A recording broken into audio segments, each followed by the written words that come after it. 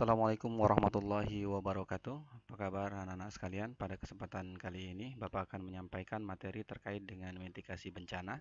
Materi ini adalah materi kompetensi dasar 3.2 untuk siswa SMK kelas 10 semester Gasal. Untuk jurusan administrasi dan untuk jurusan akuntansi. Serta dapat pula digunakan untuk jurusan pemasaran.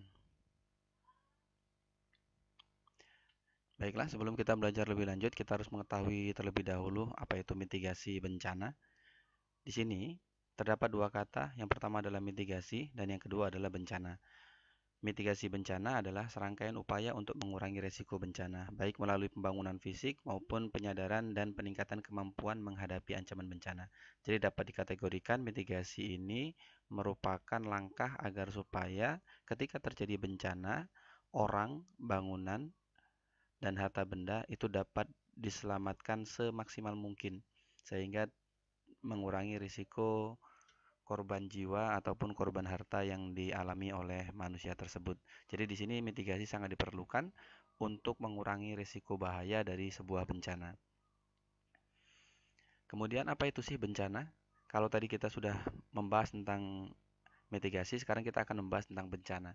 Bencana adalah peristiwa atau rangkaian peristiwa yang mengancam kehidupan masyarakat yang disebabkan baik oleh faktor alam, faktor non-alam, faktor manusia, sehingga mengakibatkan timbulnya korban jiwa manusia, baik itu kerusakan lingkungan, kerugian harta benda, dan dampak psikologis. Jadi di sini definisi bencana ini, kalau kita baca ada 3 kategori yang terkait dengan bencana. Yang pertama adalah disebabkan oleh faktor alam, oleh faktor non-alam, dan oleh faktor manusia.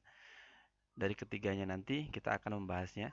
Di sini ada beberapa contoh dari bencana, dapat berupa kebakaran, tsunami, gempa bumi, letusan gunung Merapi, banjir, longsor, badai tropis, dan sebagainya. Nah, di sini kita akan membahas terkait dengan Undang-Undang Nomor 24 Tahun 2007 tentang jenis bencana. Jenis bencana di sini tadi sudah saya singgung terkait dengan bencana alam, bencana non-alam, dan bencana yang disebabkan oleh manusia atau yang dikenal dengan bencana sosial. Jadi bencana alam itu bencana yang diakibatkan oleh peristiwa atau serangkaian peristiwa yang disebabkan oleh alam. Jadi di sini memang terkait bencana tersebut oleh alam. Apa itu contohnya? Contohnya adalah gempa bumi, tsunami, gunung meletus, banjir, kekeringan, angin topan, dan sebagainya. Ada tanah longsor. Nanti kalau kita melihat di beberapa tahun terakhir Indonesia, kita tidak usah jauh-jauh ke negara lain, di Indonesia saja, itu ada beberapa bencana besar yang menimpa kita yang disebabkan oleh alam. Apa itu? Di situ ada gempa bumi, ada beberapa daerah kita terkena gempa bumi. Kemudian ada juga tsunami yang kemarin ada di Lampung, kemudian ada di Aceh, kemudian gunung meletus yang sampai sekarang masih terus-menerus, yaitu ada di Sinabung, dan sebagainya. Jadi bencana alam ini intinya adalah bencana yang disebabkan oleh alam tanpa kehendak manusia. Kemudian bencana non-alam, bencana yang diakibatkan oleh peristiwa atau rangkaian peristiwa non-alam, antara lain berupa gagal teknologi, gagal modernisasi, epidemi, dan wabah penyakit. Nah, sekarang yang kita alami untuk tahun ini, mulai bulan Maret di Indonesia, itu adalah wabah penyakit. Jadi wabah penyakit itu merupakan bencana yang dikategorikan dalam bencana non-alam yang dimana korbannya adalah manusia. Ini ya, yang nantinya akan berdampak pada harta benda pun dia akan berdampak. Jadi gagal modernisasi juga sama. Contohnya adalah penggunaan handphone yang dia seharusnya digunakan untuk membantu manusia, tapi malah ada beberapa yang menyebabkan kerusakan pada manusia. Kemudian yang ketiga itu adalah bencana alam. Bencana yang diakibatkan oleh peristiwa atau rangkaian peristiwa yang diakibatkan oleh manusia yang meliputi konflik sosial antar kelompok atau antar komunitas masyarakat dan teror. Apa saja itu? Di sini konflik. Contoh, kemarin beberapa bulan yang lalu kita mengetahui ada konflik di Papua. Sebenarnya bukan rakyat Papua yang dia menyebabkan konflik, tapi beberapa oknum orang yang dia menyebabkan kerusakan. Kemudian ada lagi beberapa di antaranya daerah lain antar desa dia saling konflik sehingga menyebabkan tawuran dan sebagainya. Kalau di pelajar biasanya adanya tawuran antar sekolah ya. Nah, di sini terjadinya bencana.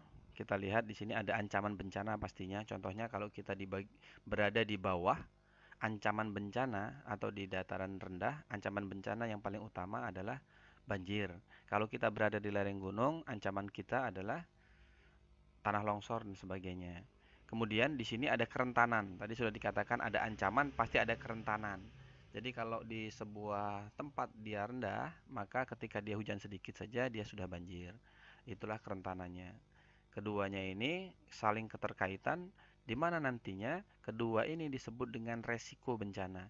Makanya kalau kita memilih tempat tinggal, memilih rumah, ataupun memilih sekolah pun sama, memilih tempat kita tinggali, kita harus mengetahui resiko bencana yang akan kita hadapi apabila kita berada di tempat tersebut.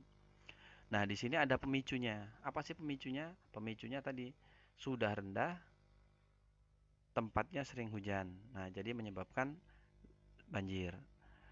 Kemudian itulah yang nantinya ketika dia sudah ada ancaman bahaya, ada kerentanan, ada resiko bencana, ada pemicu, timbullah bencana. Nah, kalau kita sudah mengetahui hal tersebut, mitigasi sangat perlu sekali di sini agar supaya apa? Agar supaya meskipun kita sudah mengetahui itu ancaman banjir, kita sudah tahu bagaimana ketika dia banjir, cara penanggulangannya, cara pencegahannya. Nah, disinilah dia perlunya mitigasi bencana kalau kita lihat dari proses terjadinya bencana. Nah, di sini ada kegiatan mitigasi. Kegiatan mitigasi ini ada beberapa. Yang pertama adalah pengenalan dan pemantauan resiko bencana. Jadi kita harus tahu dulu, mengenali dulu, memantau dulu resiko yang ada terkait dengan bencana tersebut. Kemudian yang kedua adalah perencanaan partisipatif penanggulangan bencana, pengembangan budaya sadar bencana. Jadi ini biasanya dilakukan oleh orang-orang yang dia terkait di bidangnya, terkait dengan partisipatif masyarakat agar supaya masyarakat paham akan resiko bencana. Kemudian penerapan upaya fisik, non fisik dan pengaturan penanggulangan bencana. Di sini contohnya kalau kita berada di pesisir pantai karena dia sering ada ombak, maka kita kasih tanggul penghalang agar supaya ombak tidak masuk ke pemukiman. Kemudian identifikasi dan pengenalan terhadap sumber bahaya atau ancaman bencana. Di sini identifikasi sangat perlu untuk mengetahui seberapa tinggi resiko yang dihadapi apabila terjadi bencana tersebut. Kemudian pemantauan terhadap penggunaan teknologi tinggi.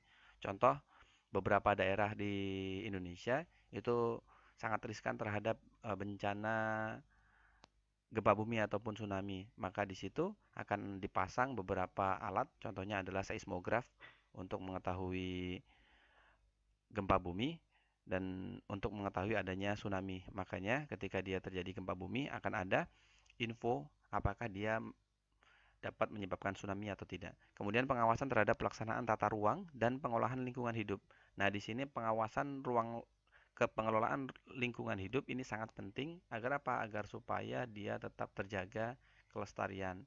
Jadi di sini kalau setiap kota itu memiliki 30% ruang terbuka hijau, itu sudah baik sekarang ya. Tapi sebenarnya kurang dari itu. Jadi setiap rumah itu harus memiliki tata ruang dan pengelolaan lingkungan yang baik. Agar supaya apa? Agar supaya mengurangi, meminimalisir resiko bencana. Contoh banjir tadi, kalau kita berada di perkotaan. Nah, berdasarkan siklus waktunya, kegiatan penanganan bencana dapat dibagi menjadi 4. Yang pertama adalah kegiatan sebelum bencana terjadi. Nah, kalau dia sebelum terjadi namanya mitigasi. Kegiatan saat bencana terjadi namanya perlindungan dan evakuasi. Yang ketiga, kegiatan tepat setelah bencana terjadi, pencarian dan penyelamatan. Nah, ini sangat penting. Biasanya dilakukan oleh Badan SAR. Kemudian kegiatan pasca bencana, pemulihan, penyembuhan, dan perbaikan rehabilitasi. Nah, ini juga sangat penting. Ada 4 kegiatannya. Kemudian resikonya. Apa sih resiko? Nah, kita lihat nanti manajemen resikonya. Ini manajemen resiko yang diambil dari gambar tikus. Ini adalah kapasitas. Kapasitas ini adalah mitigasi yang dilakukan oleh kita untuk mengurangi resiko bencana. Ini ada resiko di sini. Resikonya adalah apabila bahaya di depan mata ini adalah penjepitnya.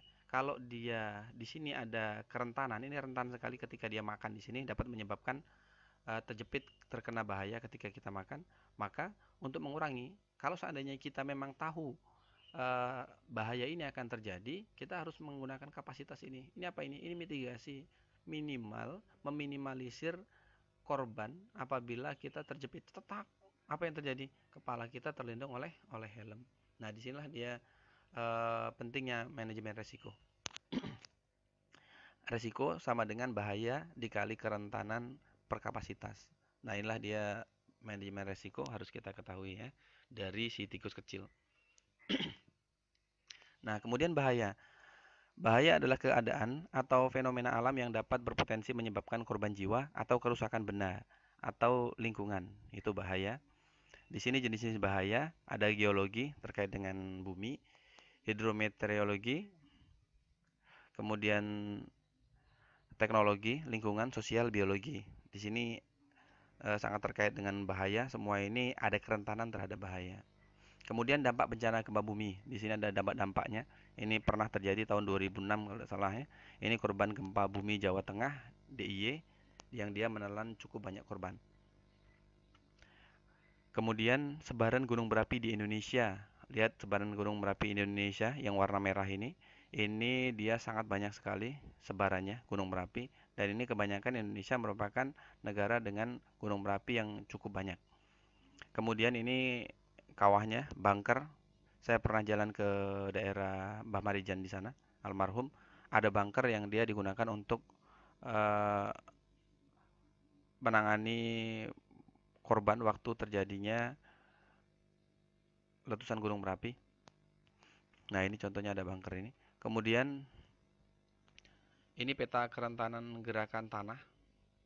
Indonesia merupakan negara dengan kerentanan geseran tanah yang cukup labil di beberapa daerah. Ini tanah longsor. Tanah longsor biasanya disebabkan oleh kerusakan di atas pegunungan yang dapat menyebabkan tanah menjadi longsor. Peta tingkat kerawanan bencana tsunami Indonesia. Nah, di sini ada warna merah ini merupakan daerah yang dia rentan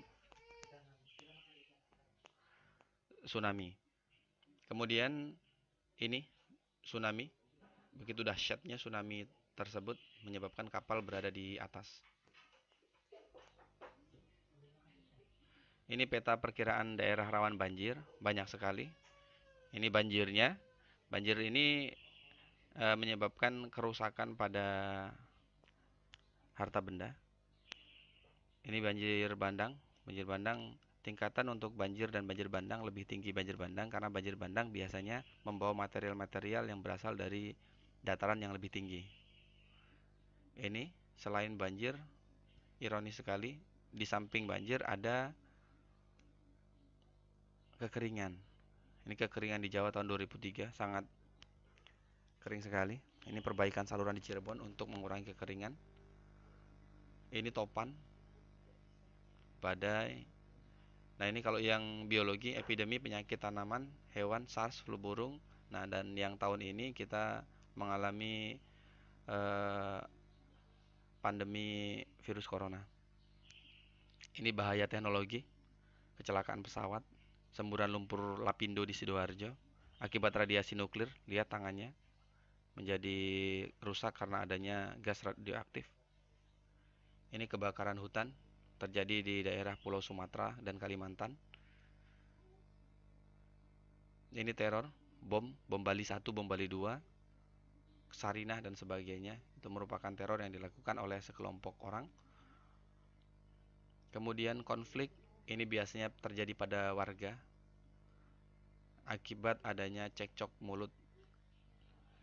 Nah, bagaimana manajemen bencana? Penanggulangan bencana disaster management ini serangkaian upaya yang meliputi penetapan kebijakan pembangunan yang beresiko timbulnya bencana, kegiatan pencegahan bencana tanggap darurat, rehabilitasi, dan rekonstruksi. Ini dia penanggulangannya. Nah, ini manajemennya. Manajemen bencana ini ada bencana, manajemen resiko bencana, pencegahan, dan mitigasi, kesiapsiagaan. Ini adalah pra-bencananya. Jadi proses yang harus dilakukan sebelum terjadinya bencana harusnya ini. Indonesia sudah memiliki ini.